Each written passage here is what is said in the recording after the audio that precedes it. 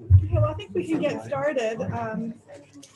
We're really excited to have Susan Ferber here from Oxford University Press. And she's been here for 2 days, meeting with the history department. She also attended yesterday's LARB event. And it's great to have her on campus. And we have a group here both online and in person for this presentation on academic publishing. So I'm just going to turn it over to you. Thank you. Thank you so much for hosting me and organizing everything. I'm very grateful. I'm even more grateful when I get here and I park the car and I don't have to think about all of the logistics of driving around Southern California. I'm an editor at Oxford University Press in New York, and I've been there for 20 years. I work on the history list, which is very broad. It encompasses everything from a few ancient books up to, I would say, the relatively recent present, like the 1980s.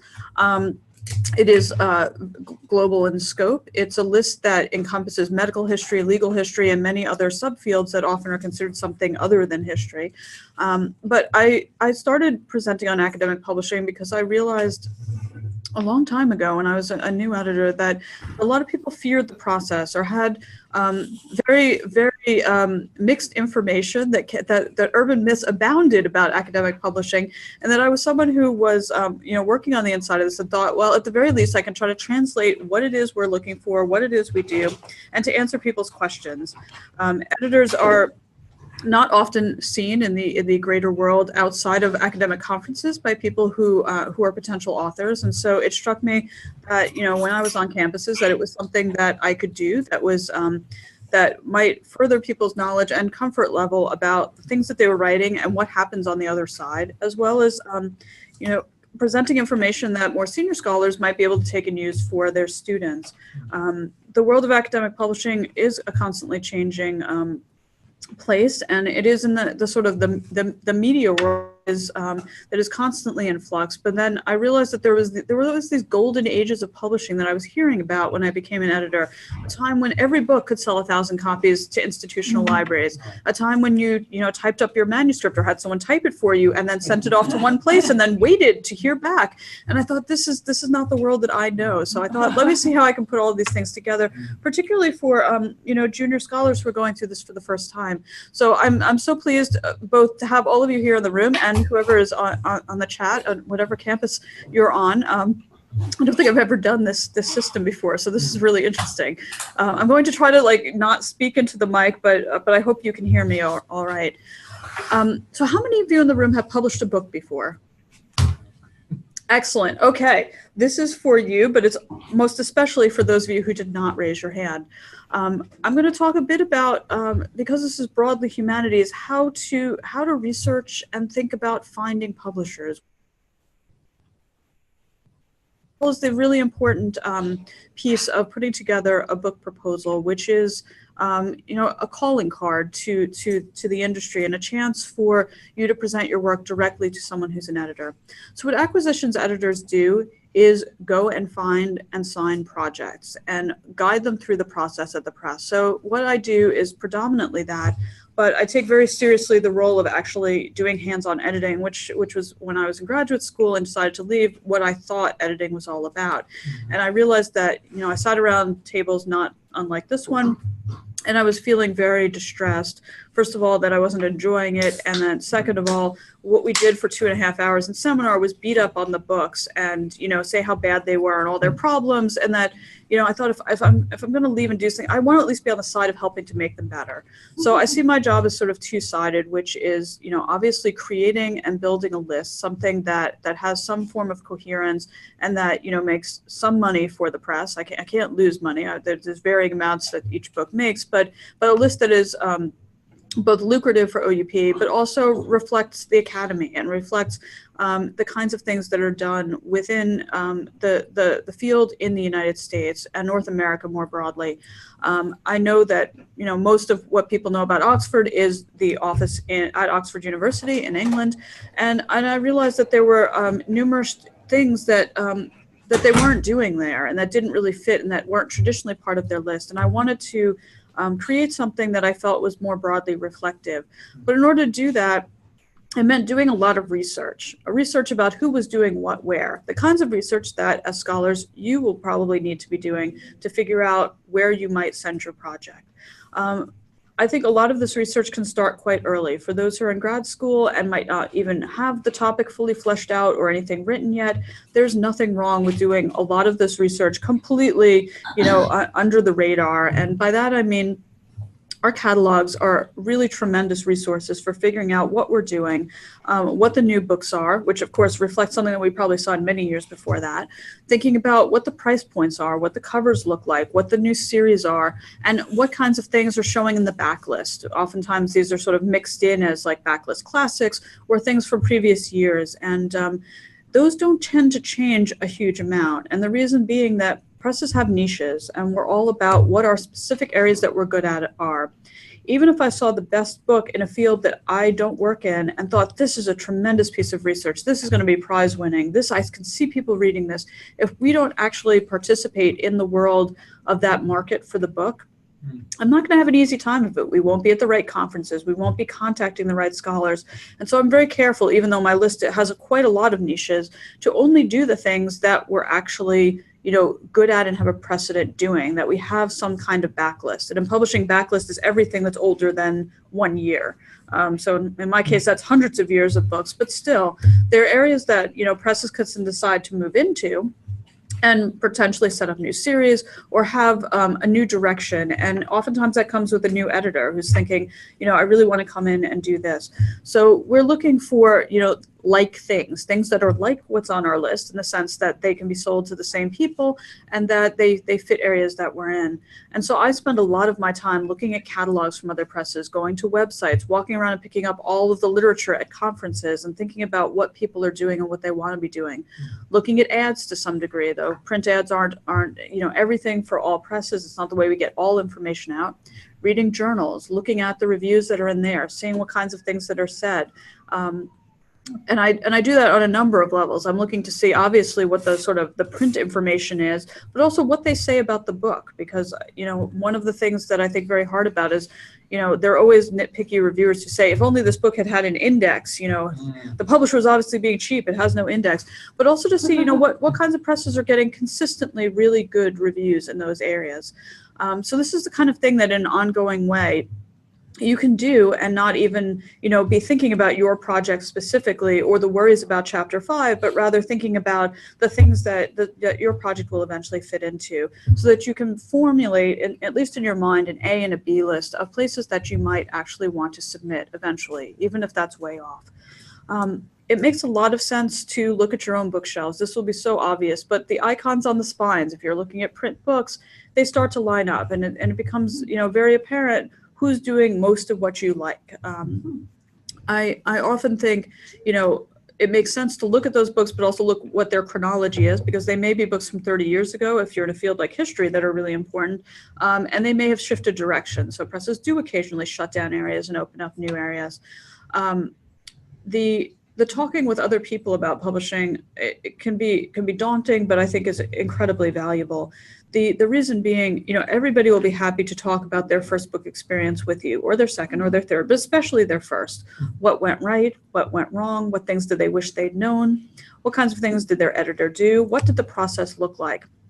That can be somewhat idiosyncratic, but you'll start to hear similar things over and over, especially if it's the same editor. You will be much more informed when you ask questions about how that process will look to an editor directly, when you know the kinds of things that people were talking about. Sometimes issues will come back like, did I get to choose my cover image? What kind of price point were they thinking for these books?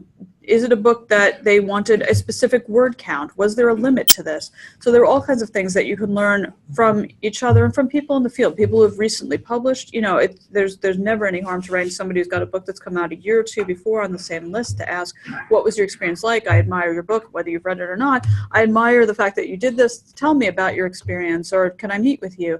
And I think that that's a really amazing source of information. And oftentimes admitting what one doesn't know the first time around is daunting, but better to ask these questions and to be better informed than to feel like, oh, I really wish I had known this 2 years after your book came out. So I think about a lot about this research because oftentimes advisors are in the know about this, but many times their first book has come out a long time before, or they may have known somebody who said, "Oh, just send it here," and that was the end of this. I think it's a little bit like what college admissions used to be like, you know, in a sort of a deeper age when, you know, it's a much simpler process, that there were no sort of common applications and things like this. It makes sense to get to know what things are looking like now. This research will eventually bring you to a place where you've got a sort of a lead, whether it's one or two presses, a sort of a core list of places that you're thinking, when I'm ready, these are the places that I want to look at. I think a great deal about this because the idea of there being one perfect place for all kinds of books, it doesn't exist. And many times the presses like Oxford or Cambridge with big names that have international reputations may seem like, well, it's got to be right for them. They do everything. And we're not always the best fit for a certain kind of project or for the personality of a certain kind of author. I think about this a lot, you know, it's similar to the ways of looking at liberal arts colleges versus major research universities, being in the city, being in the country, not knowing exactly what the right fit is, but needing to find that fit for you. What is perfect for one person will not feel necessarily perfect to another. Some people want a great deal of hand-holding. Some people want to be essentially left alone. There are people who really want to be in a series because there might be a series editor, someone that they really admire, who guides and helps particularly junior scholars work their way through the publishing process for the first time, may give in-depth feedback, and will essentially be a go-between. Won't actually do the sort of business of stuff at the press, but will be somebody who might help this process along. And for some people, that's exactly what they want. And there's some series that are extremely renowned, that being in that series will have a certain amount of cachet. And other times, when someone's putting together different areas that may be potentially interdisciplinary, a more unique arrangement of things. There may be something that's out there that fits exactly what that is, but that's not always true. And it may be that you're submitting directly to an editor. So if you're submitting to an editor, or sometimes series editors, I'm sure ask for this too, you'll be thinking about, well, what do I send? Because I've got like a 563-page manuscript. I can just send that. Or I can just send the PDF of the whole thing, and that will be perfect. And I implore you not to do that. Please don't do that. First of all, my box fills up on weekends with people sending, 17 megabyte files of things that I've never asked for. And I have an office that looks like a fire trap. So I'm sure while I'm away, somebody's in there like throwing out some paper because they walk by and think the place looks horrific. And I keep saying, well, historians, they write a lot. Like they use paper. And this is very different from some of my social science and science colleagues who are just like, what their desks are completely empty and have nothing on them. And I think that looks really suspicious. But the idea of creating something that is your calling card, I think, is really important.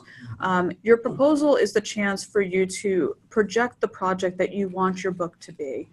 It may not be what your manuscript looks like at the moment you're writing your proposal, and I recognize that. There may be all kinds of changes that you're making from potentially a dissertation into a first book, or that you are in process of doing. The proposal allows you to create the optimal utopian version of what you want this project to become in a very concise way, so that somebody who doesn't have a lot of time, which means basically every acquisitions editor, gets a chance to learn what your project is. We think very seriously about these proposals, and these are what I make the majority of my decisions about. Yes, I'm out on campuses talking with people. There are people I've been talking with book ideas, but then I'll always say, I need to see a proposal. Can you send me a proposal? What do you have? Because ultimately these are pieces of writing. And I'm judging, and assessing, how does this fit? What does this writing do? I'm in a very lucky position where I can make many, many choices about the projects I'm doing and say no to many things, so as not to overwhelm my life with doing too many books a year. But I'm looking for what writing really speaks to me. And the writing is essentially what this form is. So taking the time to do a book proposal is an important step. It can also be cannibalized for all kinds of other things. Parts of it you can recycle and adapt into fellowship proposals, into job applications, and many other things. The most important thing to remember is you're writing to someone who's a generalist. We are not in your area of specialty. Whatever that is, assume that we know relatively little about it. Even if we have other things on our list that may be in that area, we are not scholars like your scholars. We are not experts on all of the things that you know. And essentially we will be, if we move ahead with the project, selling it in-house to all kinds of people who are really not specialists in it in any way.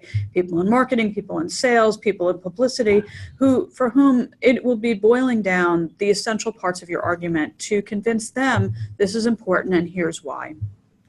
So I have created a tips for proposal sheet, which I will circulate. I will say that this is not the time that you need to read all of this, but you can keep it on file for the time you do need it. And there was certain essential elements of a proposal. I used to not have a handout, and then my mother went to one talk like maybe 12 years ago that I was giving. I brought her out to Southern California for a birthday present. I had to give a talk at USC at the same time. And I said, well, you could sit behind a pole. And she said, so I don't have to look at you, that'll make me nervous. And she said, everybody's like feverishly writing, like they stopped eating their pizza and they suddenly like all they could do was like scribble everything you said. So the handout is thanks to my mother. And she's a very practical person in many ways. And this is the key one that, being able to concisely say what's in a proposal is something that I can do and that I often do, but I want you to be able to have something to take away for the time when this is useful for you. The first thing, which is not on here, is a cover letter. Know who you're writing to. Find the name of the person that you are pitching this project to, not dear editor, not dear Cambridge University Press, but the individual who will be acquiring books. Things that don't have those will potentially be stuck in a mailroom with somebody, maybe once a month going through a box and figuring out, oh, maybe we should send this off to so-and-so. It may be that you're looking at recent publications and you see the name of the editor and that seems very obvious. It may be that you're looking at something older and that editor may have moved around. Every university press website has the names of all of the people who are doing the acquisitions. This will not be true for commercial presses. If you're thinking about the world of trade presses, like a Simon & Schuster or any imprint of Random House, they do their best to hide that you know who any editor is. They do not allow direct submissions. What they want to hear from is agents. Yeah. So you could always find us online. We are very easy to locate our names. If you've picked up cards at conferences, you will know exactly how to spell our names.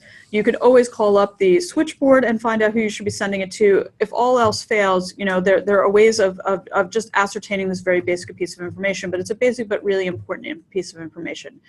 You will want to have the right press matched with that person's name. I can't tell you how often I see things that are directed to somebody who is maybe me, but at a different press, and it suddenly gives away that you may be sending out multiple versions of this at the same time. Don't do this. It's one of those very small but absolutely essential things. You can introduce yourself, whatever stage you're at. I'm a postdoc. I'm a recent PhD of. I'm an assistant professor. Whatever stage you're in, it's fine. I mean, we're looking at things knowing that it is a tough world to enter into, that where you are when you're writing this letter probably won't be where you are when you finish the book.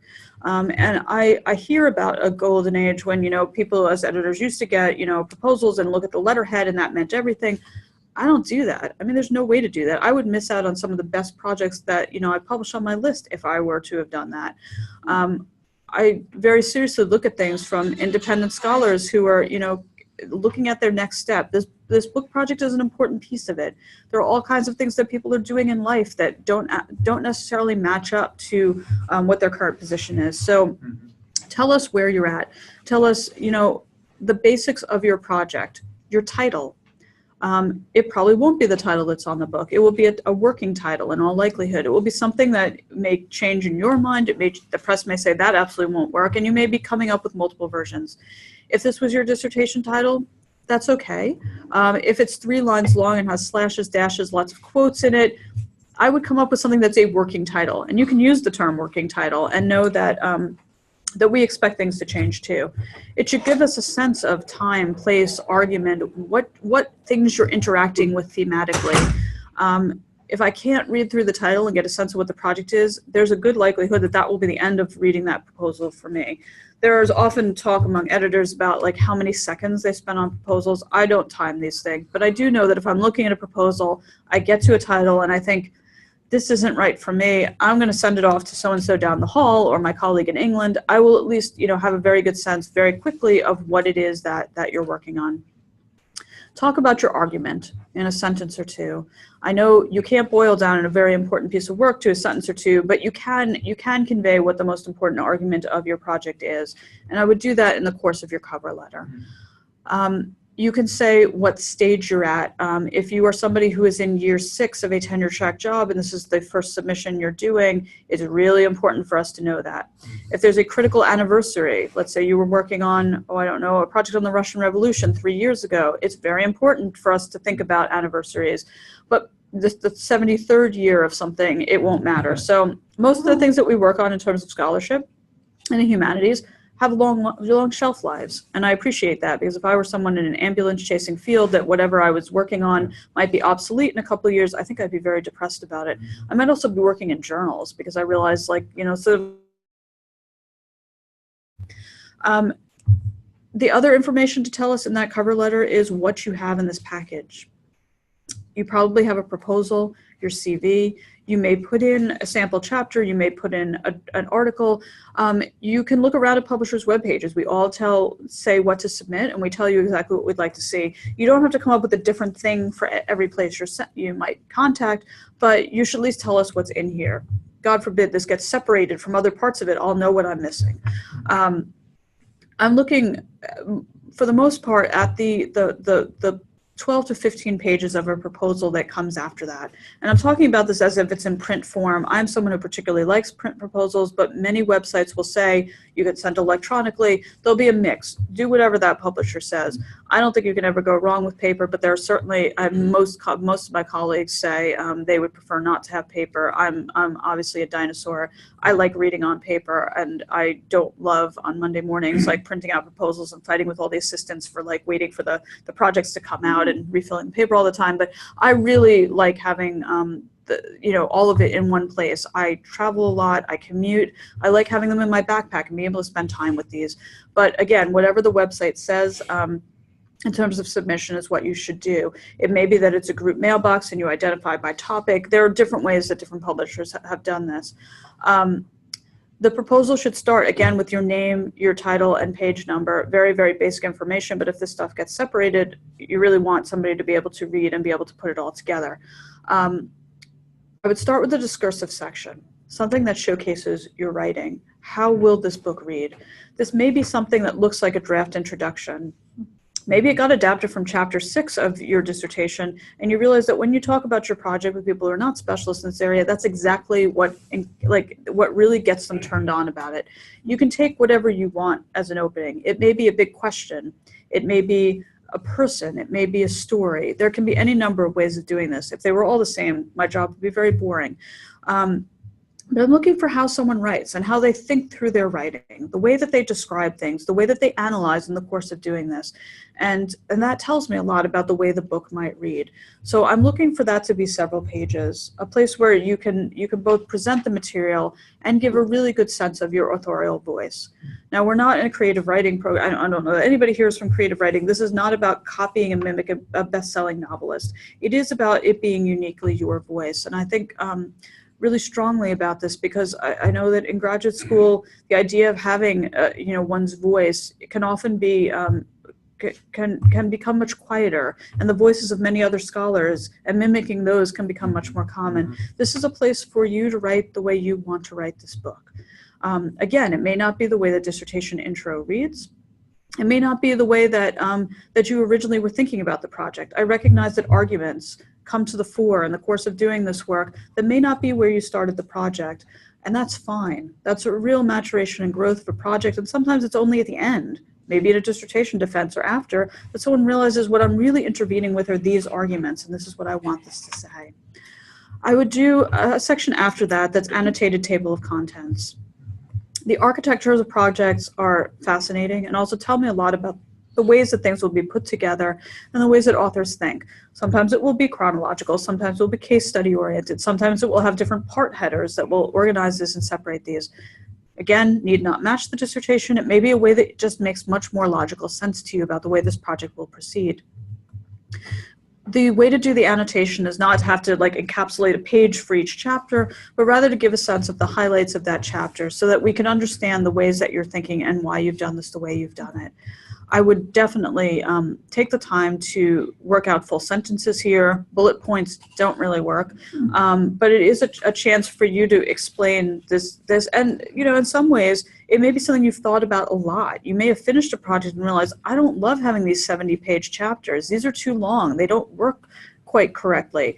I need to add a new chapter here. I really need to show what came before, or I need to show what came after, or there just needs to be more context, or there may be new chapters in there that you never wrote before you worked on this manuscript as opposed to its dissertation. All of that is fine. We look very hard at those to get a sense of exactly the way your mind works and how this project will then represent that. The section after that I would do is a source section. It need not be comprehensive, but talk about some of the places that you might have done this research. If you were working on intellectual history and reading one main text, that's fine. If you have been doing multi-archival, multilingual research, that's good to know too. If you're talking to an editor that's in a field that that they are acquiring in very actively, they will recognize some of these places where you may have done this research. And if there's some unusual things and highlights, I would definitely include those. You can also do a select bibliography at the end of this proposal. I don't have this in as a sort of essential thing, but I definitely get ones that do that, and I think that's absolutely fine too. The discussion, the next section is something that you probably haven't written up in any form before, and that's where the world of academia and ideas really intersects with the business of publishing, and it is a business. Even the nonprofits, university presses, we're still a business, and we're thinking very hard about who are we going to sell to? And we want to talk to authors that have a good sense of where their book might fit. It's not that we can't do this from projects, but we want to know where you think it fits.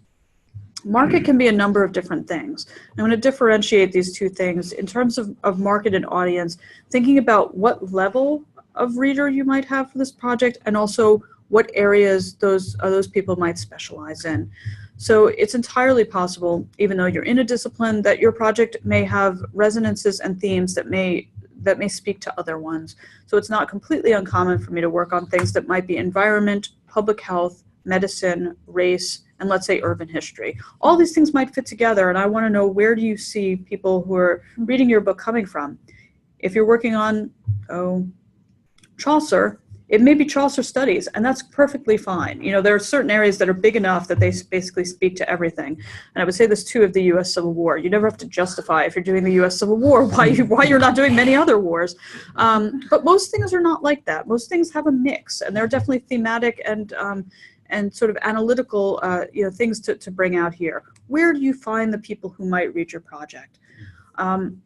What level those people might be is another thing that some people come to this process thinking, well, I want to write it for everybody. Well, most books aren't for everybody. It's an extremely rare book that will speak to graduate students, scholars in the field, the freshmen, big lecture classes, and general readers. This almost never happens. This really doesn't. And so we want you to be specific and realistic here. We can always say, we think it'll reach more people, and I think editors who look at these sections often can be a bit more ambitious for them. But if we see somebody say all of those different things, and they go, this person's going to be really hard to work with. They may be a nightmare. In fact, what they're saying is they really don't know who their audience is. There's a jargon and a specialized language and a knowledge base that scholars need. There's nothing wrong with saying you're writing a scholarly monograph. There's nothing wrong with writing a scholarly monograph. I mean, it's very easy to always have monograph paired with crisis and to think that, these things they won't sell. They're going to be an extinct species, but they haven't been, and I don't think they will be. Things that have important messages to a set of specialized, people in a field will find their place. It may not be as many copies as might have once sold, but they will find their place. So we're looking for those specifics here. Comparable and competitive titles is probably something you also haven't thought about or written about a great deal, unless there was somebody who was in graduate school right around the time you were, who was writing on a very similar topic, and you were in the race to the finish to see who got done first. This is pretty rare. So in this section, I would definitely list 3 or 4 books in the English language that you feel are like yours. The more recent they are, the better. They may be on a different period than you might be writing on. They may take a different approach. They may have an argument that is exactly the opposite of yours.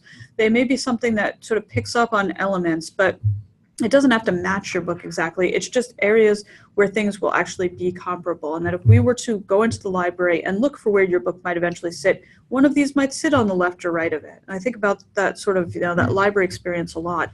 But it may be that the book that you're writing, the last time someone did it was 30 years ago, and you're sort of remaking and re-envisioning something that was more of a classic study.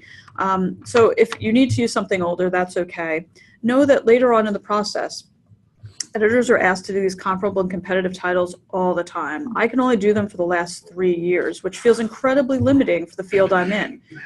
7 years ago, somebody wrote an important book that's actually what this speaks to, but no, I've got to come up with 3 years or so. So you've got more leeway for these proposals, but it's a chance for you to give author, title, publisher, year, and to write a sentence or two about why it's comparable or different from your book. Saying that, this book is listed, but I think that it's, it's not like my book because the writing is terrible and one can't, it looked like this author couldn't write their way out of a paper bag. Not a good thing to write.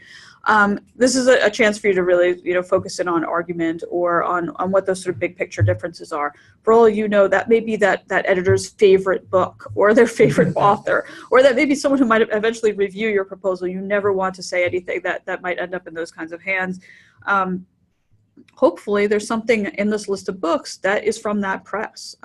It's especially impressive to us when you have researched our press. And if you know that there's a reason that you're writing, I even think it's fine putting in the cover letter. I'm writing to you because you are the press that published X, Y, or Z. I really admired that. Or you're the editor of, or I've spoken with so-and-so and they really admired this. There's nothing wrong with doing that.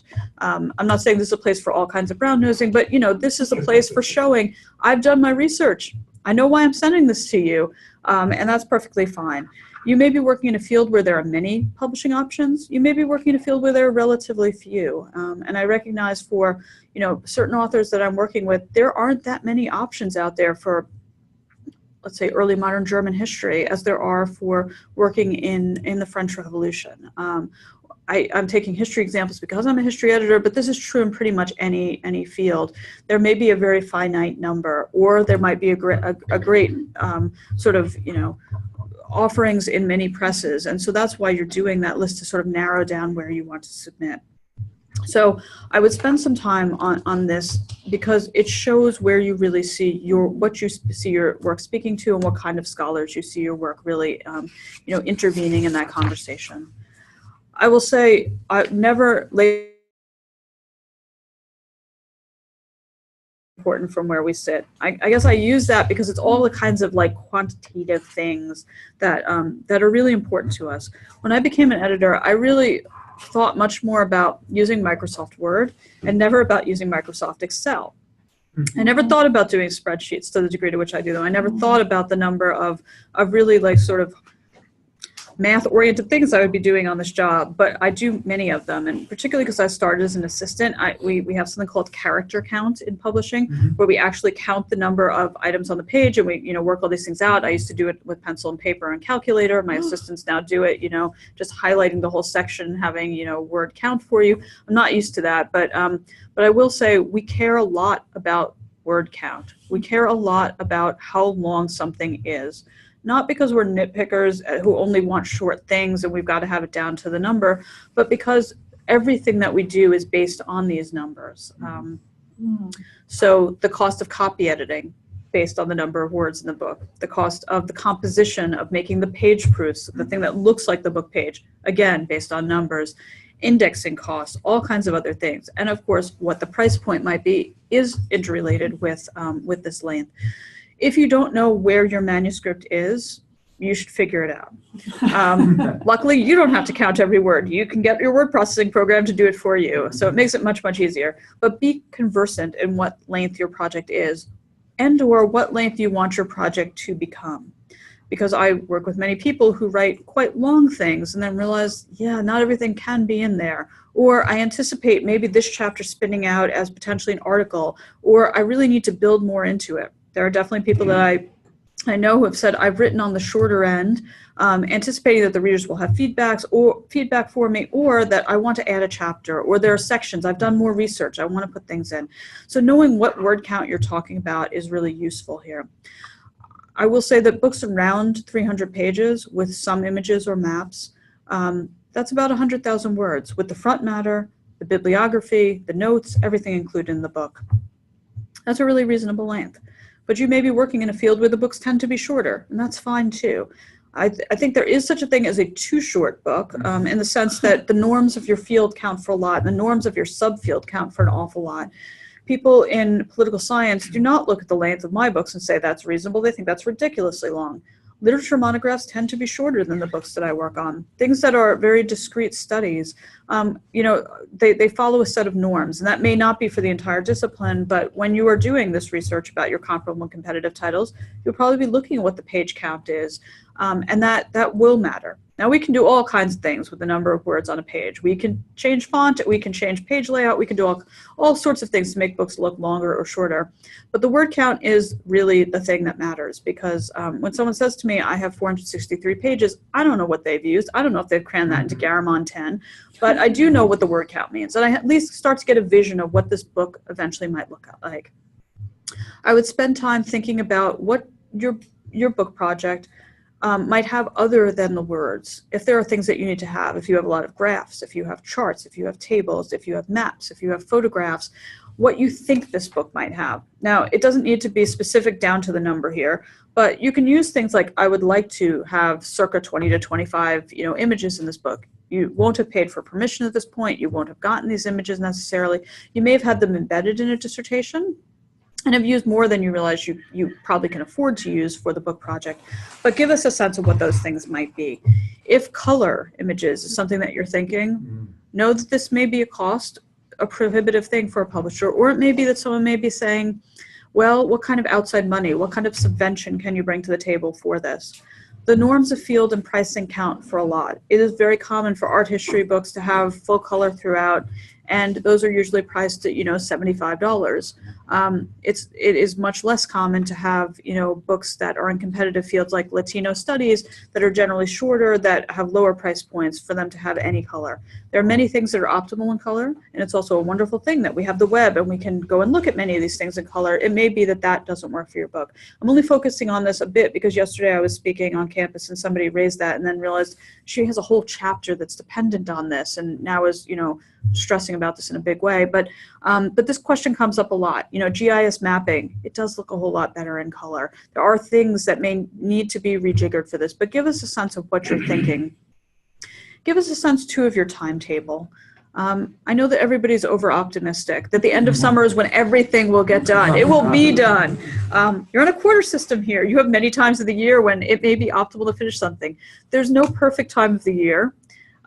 Editors do not get summer vacation. If you've heard about us taking the summer and going to the Hamptons, that's like a total myth. It doesn't happen. We have times of the year that tend to be busier based on what's going on in our fields.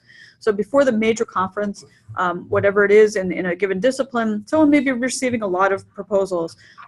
But when your project you think will be ready is a good thing for us to know, whether you are 6 months out, whether you have a finished manuscript that you think is ready for review now, whether you think you're a few years off. If you're talking about 5 years off, it's probably too much. I mean, it may turn into 5 years, but we're looking at a market that we can't exactly predict, and 5 years is a long way out to predict. So when you send this proposal out, it may be because someone said, why haven't you sent your proposal out? What are you doing? It may be something that's to guide you and to give you a sense, well, there are people out there who might be waiting for it. It may be that you've been advised by whoever your mentor is that this is the right timing. You're going to go into third year review. You get this out at this particular point. But you yourself have a better sense of when your project is really feeling in a stage of readiness than I ever will. I don't think that it's a good thing to send out a proposal before the dissertation is filed. I do have people saying that to me, and I think you haven't stepped back and thought about the project and how it might change. That's too early. I also speak with people who say, I think I'm going to leave academia. I'm not going to go on the tenure track job market. I'm not going to go on the job market at all in this field. I believe in this research. I did this research, and I have a limited amount of time to do this kind of revision in my life, but I still want to have this produced and to have a book. And this is research that will be useful. And so I appreciate knowing what people think their timetable is based on. That can always be subject to change. There are people who write to me and say, 3 months ago I said I'd have my manuscript to you, and I don't even remember that they said that, and it's somewhere buried in a file of mine. But giving us a sense of what you're thinking. I would put your CV in with this proposal. It's important for us to know where you come from, what you've been doing. I will expect that CVs of junior people will be far shorter than people of very senior people. It's not that I'm judging simply by length here. I'm looking to see, maybe you've submitted to a journal, maybe you have something that's out. Maybe you've gone through a revise and resubmit process and you've worked with editors in publishing at a journal level. This is not uncommon, and I consider that to be a good thing. When I look at the table of contents of the book project and then look at things that someone might publish, I am not hoping to see an exact one-for-one list. I am not looking for these things to be out in all of them in other forms. There's a difference between getting the basics of your work out in a major journal versus, you know, giving away every chapter already, where people in your subfield may have already read all of these things, and librarians may be thinking, we don't need to buy that book. We already own that book in other formats. So I'm looking at the CV for a number of things, and that number one thing isn't where someone went to grad school, but I'm looking for the sort of pattern of professionalization that's been developing. I would have your most eagle-eyed friends, people who are not in the field, look at this. People who are speaking the same language of the same subdiscipline that you are going to recognize all the jargon as completely common English, and it's usually not. Remember, you were sending to a non-specialist. We're looking for these things to be defined and explained. If a project comes in and I'm thinking, I can't understand what this is about, I'm gonna have a really hard time working on it. I'm not saying I won't work on something where I think there's a word I have to look up here and there, but you're trying to explain this in the most common terms that you can, and you may put, you know, the jargon in parentheses. If something is a very theoretical field, I'm expecting to read a more theoretical proposal. If it's a more narrative thing, I'm expecting to read a more narrative proposal, but it should match what your project actually is. I say have your eagle-eyed friends look at it because you do not want the typo that's on page 1 to be the first thing that comes like glaring out at a publisher. You also want to make sure that that you haven't made the kinds of you know, errors in writing this proposal that you're so close to it that you can't see anymore. We think really hard about this, and I do all the time. When I'm in the midst of editing a manuscript, like, that's the world I'm living in, and so I can only imagine if I was doing a project for 6 or 7 years that I'd really be living in that project. You can, in turn, read other people's proposals. They will be extremely grateful for you doing this, and you will probably learn the things you liked about their proposal and might want to adopt some of those ideas for yours. So that's the nuts and bolts of a proposal. What you want to be able to do is get this into the hands of an editor or editors, and have somebody say, yes, I want to see more. That's the purpose this serves. That's really the major purpose this serves. I've used singular and plural for a couple of reasons. When you read publishers' websites, they may say, we do not allow multiple submissions, or there may not be any word about this at all. You need to let publishers know what you're doing here. When you send this proposal, you should say in your cover letter whether this is a solo submission or a multiple submission. If it's just the proposal, you probably can send it to more than one place, and that's fine. If you're sending to a series that doesn't allow it, you're going to know if that's your #1 series, you're only sending it to them. If in your mind that's really the be-all and end-all, that's the list you want to be in that series, you're making a decision, and that's fine. You need to tell us what you're doing, because we do not want to discover way down the line, as in when we've spent money on getting outside reviewers for your project and we've potentially put together the budgets and we're presenting it to editorial board, to then go back to an author and say, things are looking good, and then have somebody say, oh yeah, I just signed with Yale. This is not a good thing. We want this project to be transparent. We want you to be able to ask questions.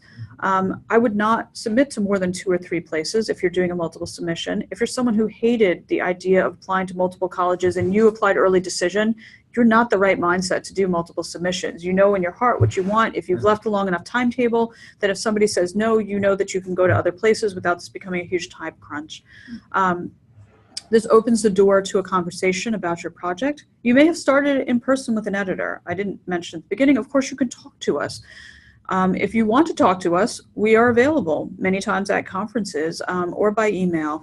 And if you're thinking about a conference a few weeks before, it makes sense to email and say, you know, do you have time that we can set aside, not hoping that you will walk into a very busy meeting like the American Psychology Association or, you know, the APSA meeting and sort of expect that every political science editor will have time. We generally schedule our conferences in advance. The small ones I tend not to. I'm still in the midst of scheduling for the one I'm leaving for and starts tomorrow. But in any event, the idea of being able to ask questions and have a relationship with your editor is the important thing. this proposal allows you to do that as your calling card. I'm going to stop here because I understand that there might be a change at about 1:30 with people needing to go to things, and I want to make sure that I get some questions initially. And so I can start with people in the room, or I can start with anybody who's got one on, on Skype here. About 5 attendees, but Okay. they have just asked for copies of the handouts. So Okay. I'm very interested in Excellent. Well, I have both this handout that you can see, and there's a second handout, a longer article that I wrote about the entire publishing process, which I can't do all of today. So I can, you've got them both electronically, or Amanda does, or you do. Angelica sent them on to me. Okay. So absolutely, everybody can spend time with those. And I encourage that because there's only so much that one can ever remember out of a talk anyway. Are there any other questions from? Not at this point. Okay, those of you in the room, what questions do you have? Yes.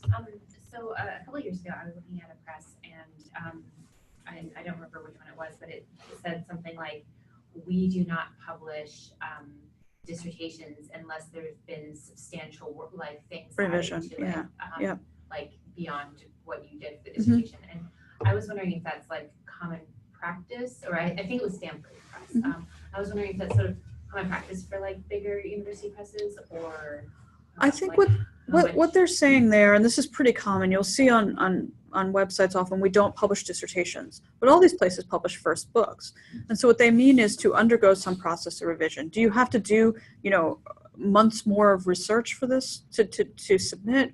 Probably not, but they're looking for the maturation of the project into a book manuscript. That can mean a lot of different things. I'm sure that it means a different introduction for this. I'm sure the dissertation intro cannot stand as your book intro. There's nobody that I've ever met who's written a dissertation intro that doesn't do the lit review and think about all the other things that need to be in there. For dissertation, you're proving your mastery of a large number of things to those people that you are submitting your dissertation to.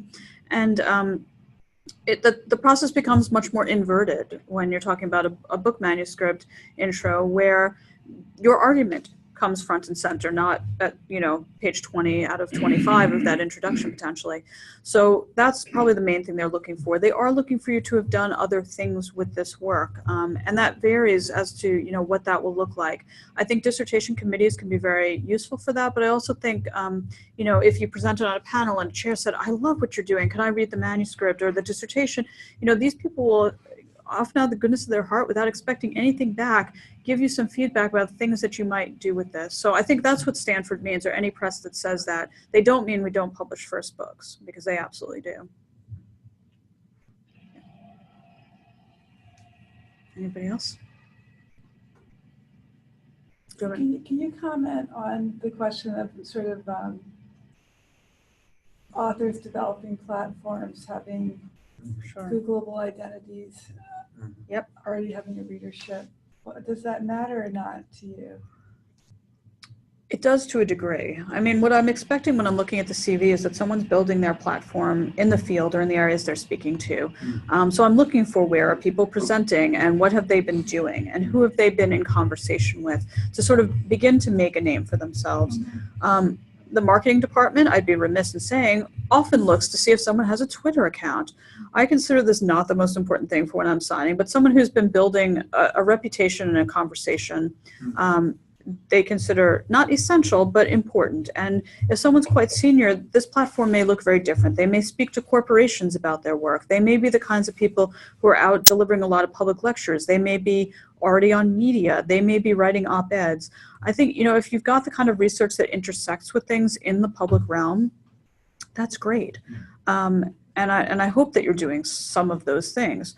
On the other hand, I recognize much of what I work on, much of what university presses do, is very esoteric, and there's not that big public conversation around the topic. It's happening within the academy. It's happening within a small subsection of it. So I'm looking to see where people are participating.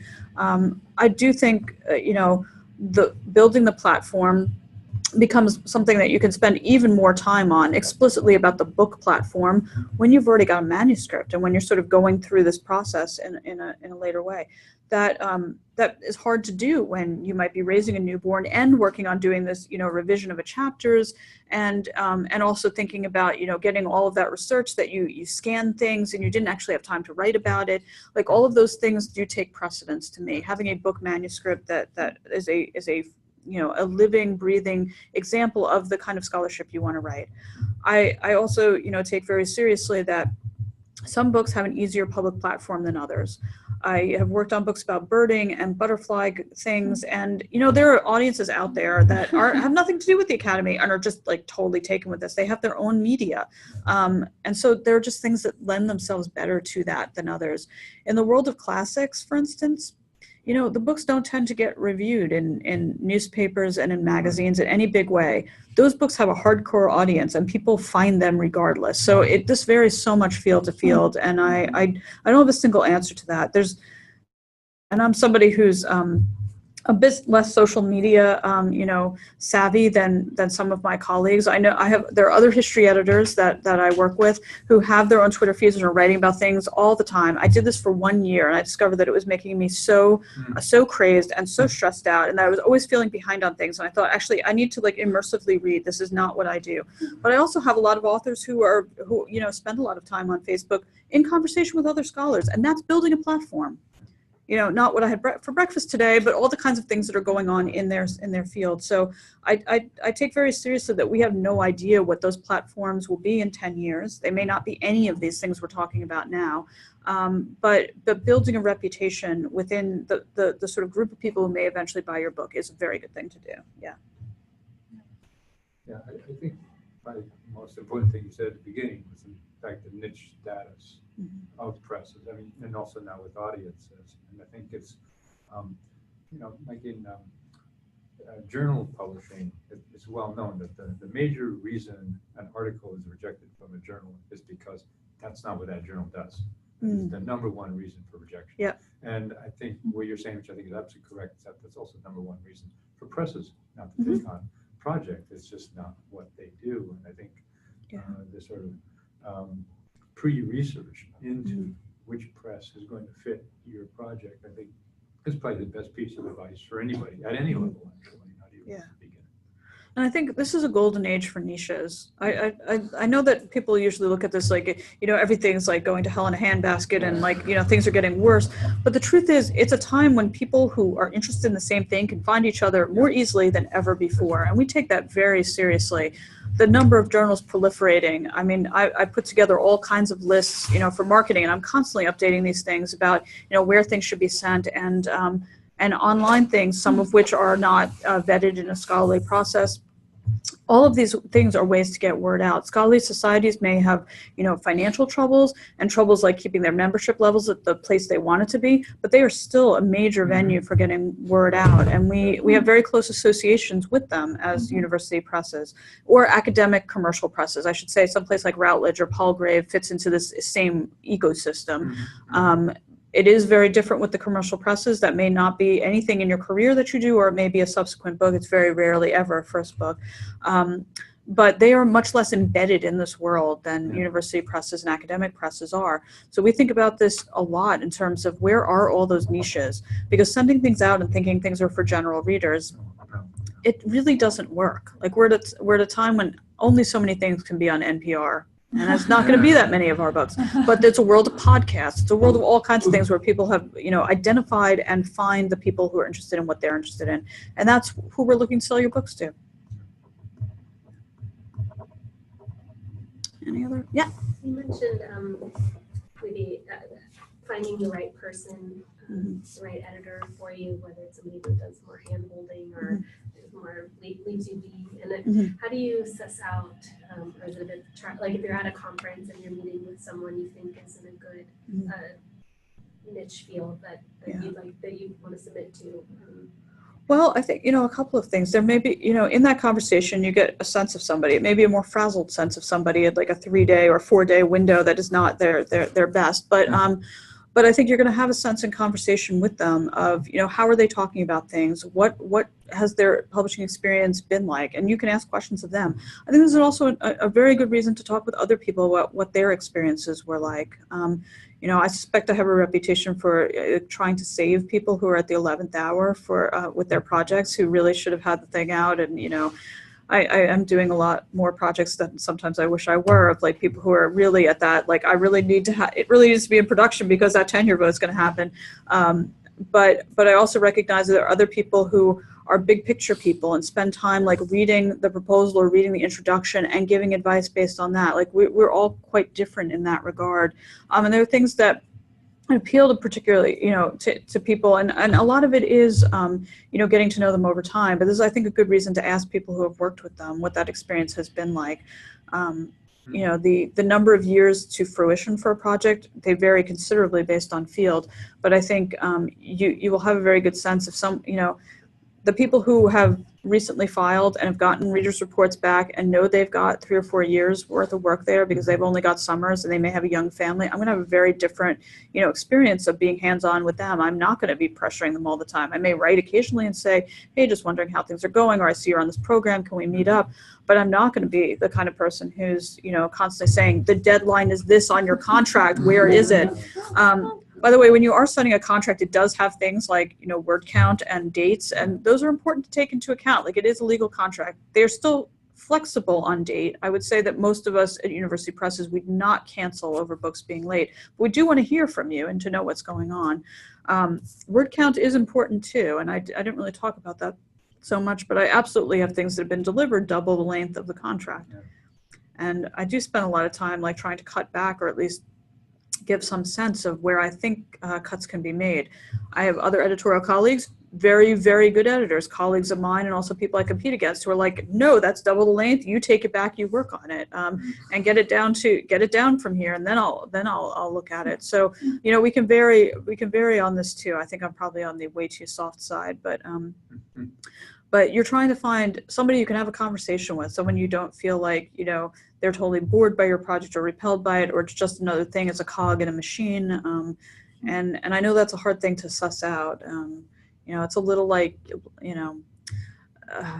a dating game in some ways, because you're trying to like quickly figure out, is this somebody that I can work with, is this someone I like?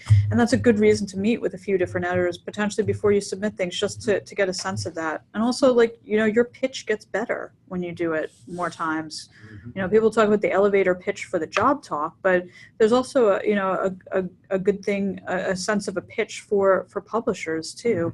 Where do you start? How do you see this intersecting? You don't necessarily have to do a chapter breakdown. Sometimes I'll talk with someone and they'll say, well, my argument is this, and chapter 1 does this, and chapter 2 does this, and I think that's not telling me what this project is.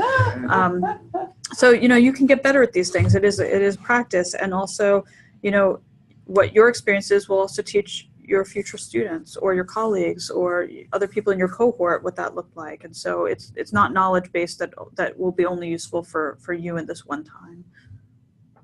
Someone that you meet, you may think, this is not the right match, or they don't like this project. That may be the person you submit your second book to.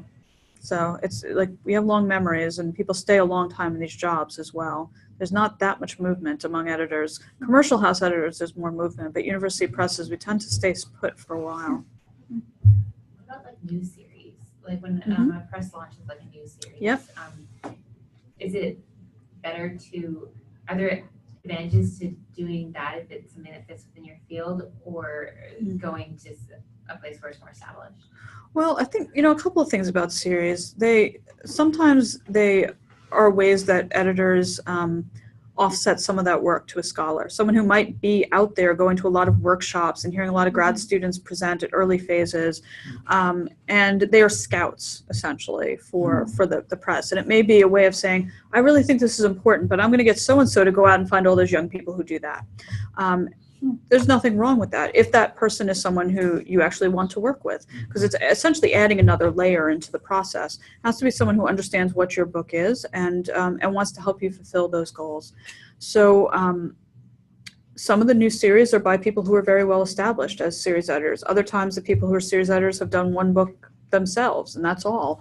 But there may be a reason that they're helping to build. Some presses are much bigger into series than others, and it's a way for particularly, junior editors will sometimes start them thinking, I need to put my imprint on this field. This thing I think is important, communication and international relations, for example, or I want to do things in digital media and my topic. And so it's a way of sort of establishing this might be a new direction, or I want to attract people in to do this. I say this as someone who does very few series. I don't love them for a few reasons. I do work on one very renowned series, the Oxford History of the United States, but that's been going since the 1960s, and it's a lot of pressure because it's a set series, so it only has a certain number of books in it. Many of them are out. Some of them still need to come out, but it's not an open-ended thing if I could do any number of books a year. I like going out and finding projects. I really do. And I like making that contact and hearing about things. So I don't really want someone to be doing that in between for me. But I have a lot of colleagues at OUP who do have series and who really like them.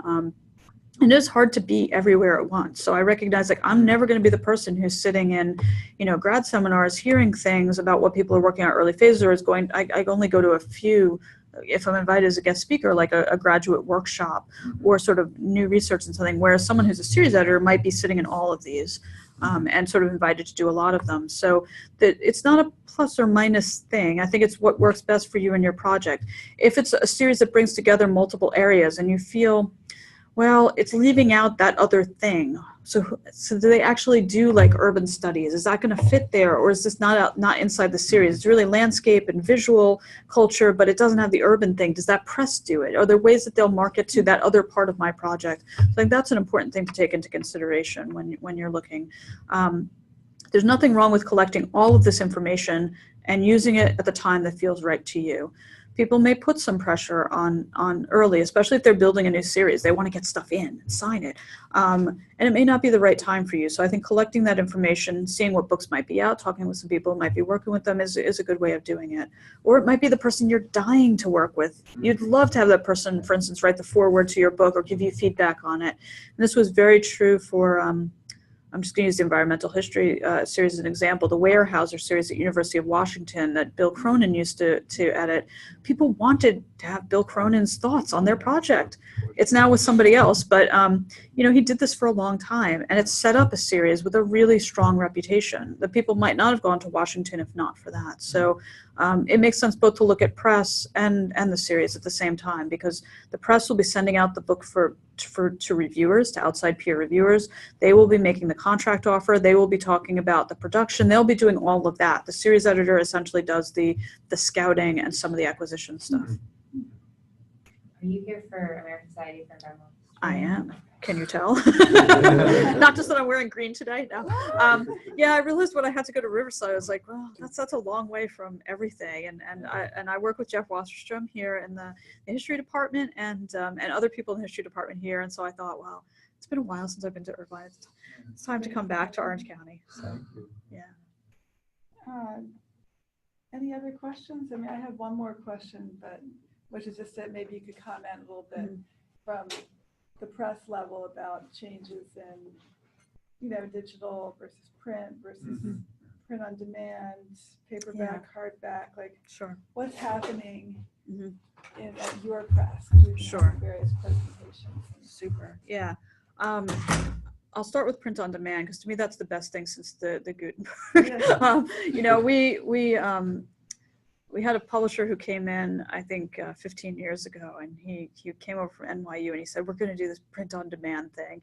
And it sounded like heaven to me because you could just print one book at a time and you could keep things in print forever. And I thought this is the mission of what we do at university presses. We make information available to anybody who wants it, and that it doesn't need to be this like mass group of people 15 years later. So we brought back hundreds of books into print that way. And because it was, a press with a very long history, especially in the Oxford office, they were taking all these books that have been out of print for many decades and getting them back into print. And it's wonderful because it's essentially a version of the book that just gets printed if someone wants it. Now, this doesn't work so well for oversized books or color books, but the vast majority of what we do, it really did work for.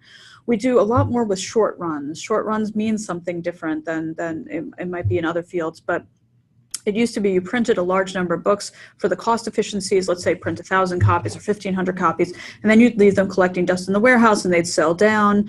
And at the point at which they really weren't selling, as an assistant, I had to write all of these letters saying, I'm sorry, but due to the decline in sales and your sales pattern, we're going to be declaring your book out of print. We have X number of copies. Would you like to buy them up? these were the saddest letters I ever had to write. Like one of the first ones I had to write was someone who'd been my dissertation, supervisor. And I thought, oh God, this is really awful. Not only do I leave your program, now I'm telling you your book's going to be out of print. This is fantastic. So anyway, we don't do that so much anymore. What we do at Oxford is a lot more printing for 3 to 6 months. And we're thinking much shorter term because the turnaround time and the cost of doing short run reprints are really favorable to us now. So, I have books that after, let's say, the first year or two, will go into a sort of auto replenishment program where it might be that they print 20 at a time. But there are people who, like supermarket stock managers, basically spend all their time looking, oh, this looks like it has a bump every year around this time. We need more at this moment. Look, we're getting down to this number. What's our automatic number for reprint? So they are people who are, I don't consider really book people. They don't care what the contents are. They're looking at, what's the pattern of sales. Now, we can always respond to sudden bumps in interest, If we had books on Iraq, but suddenly they became of much greater interest at certain moments. Ditto for, things about hurricanes. I mean, all sorts of things happen, and suddenly we need more copies of the book, and we can do it. We can do it quickly. So this is a really good thing. They are often different printers. Sometimes they're within the traditional printers. So there's that going on. I would say the hardcover paperback thing hasn't changed that much in the sense that hardcovers, you can still charge more for them. And you need to recoup the costs of making these books. As much as we brought down costs and really, I think, get the copy editing for low rates compared to what some other presses might pay, and sort of volume helps here, or the cost of composition, or doing certain parts of this process that have become less expensive. They still cost a lot to make. If you print 250 copies of something or 25,000, all of the costs of making the book are still there and they don't change. So, we're spreading this out among a lot of copies sometimes, but usually it's a small number of copies. And we're looking at these hardcovers need to recoup the cost. There are some fields where paperback is really the simultaneous hardcover without the jacket along with the paperback is the main edition, that's really common. And that's true for Latin American studies, for instance, and it's true for certain social science fields. But the perception in the media for a book that might be a crossover book is that that's a book for the classroom as opposed to a book for general interest. So there's a perception thing going on as well as a cost thing.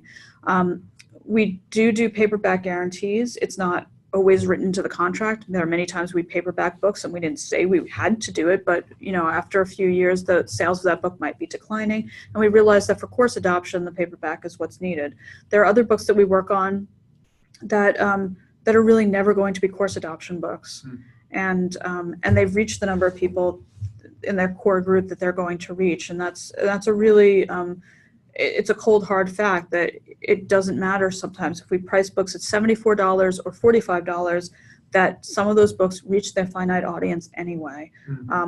This makes no common sense to me because I like to buy things on sale. I'm not someone who spends a lot on things, and it makes no sense to me that I think differently about 45 versus 75. Of course I think differently about them, but when presented with the data from my marketers, I had to back down in the face of this and say, no, you're absolutely right. There were a few books that had sold at a very large quantity at those points, and they said, well, maybe those should have been the lower price ones, but for the most part it really made no difference. And I had $45, $55, $74 books. I don't have any that are in the $95 or $100 category, but I could see season after season that they were absolutely right, and that there were really finite numbers to certain kinds of books. And it's an unfortunate fact that American history will sell better in the United States than even really important things that I like to do in world history.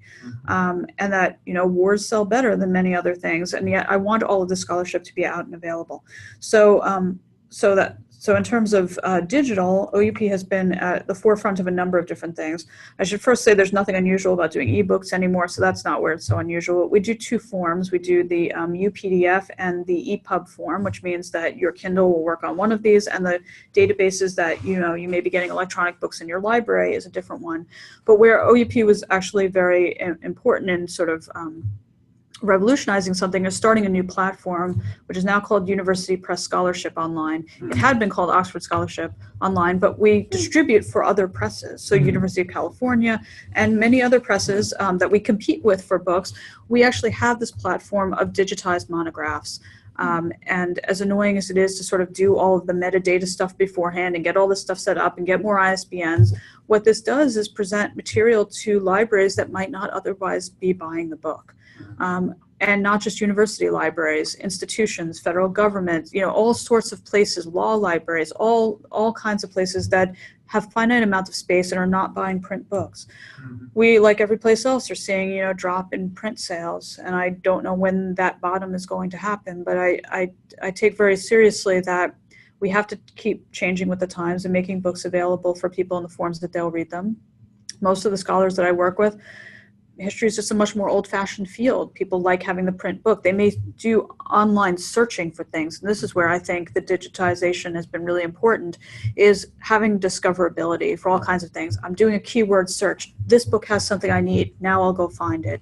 So, having things just buried between the pages and not searchable is not doing anybody favors anymore. So, so as dinosaur-like as I am, I recognize all these things have been good for my books, and they're important for getting information to the hands of people we want to find them. So those are some of the things going on. I am not somebody who's been involved in digital humanities and sort of getting big, sort of born digital projects into the making. I work on books that are based on digital humanities projects that may also have a website component and do all kinds of other things. And I think those are pretty amazing. There hasn't been a way that I know of that's really monetized that kind of project. And oftentimes they're getting grant money from Mellon or ACLS or any other places where that's not really the point of being able to make money off of these, but rather to put this information together and then to be able to draw conclusions from it and to be able to analyze that information and to write secondary material from it. So there are a lot of things that I hear about, and some of those are like things with video embedded or audio embedded. I'm not someone who's done that. I think it does work well for novels sometimes. And there have been places that are more at the forefront of those, some of which are digital-only presses, or things that are being birthed on campus. And I'm excited to hear about those. They bring many levels of additional things for permissions and other issues that I think are beyond what I could actually sort of cope with at any given time. But I think OUP has been a place that's not usually the first one out the gate at revolutionizing these things, but is often, sees what the best models of things are and then goes after and can institutionalize them, especially with global reach. And that's what I think is fairly unique about the press I work at, that when you look at a copyright page, there are really people in all those countries working at the press. They work in very different capacities. Some of them might do English language teaching materials. Some of them are doing academic books like I am. Some of them are doing solely college textbooks, but they're really out there, and that sort of delivering information globally is taken very seriously in a way that I often forget until I think about that copyright page. And we have an in-house magazine, and I read about the day in the life of somebody in Chennai, and I think, yeah, they are doing a job just like me for the same place. But that's a very long-winded answer. That's going way off the question.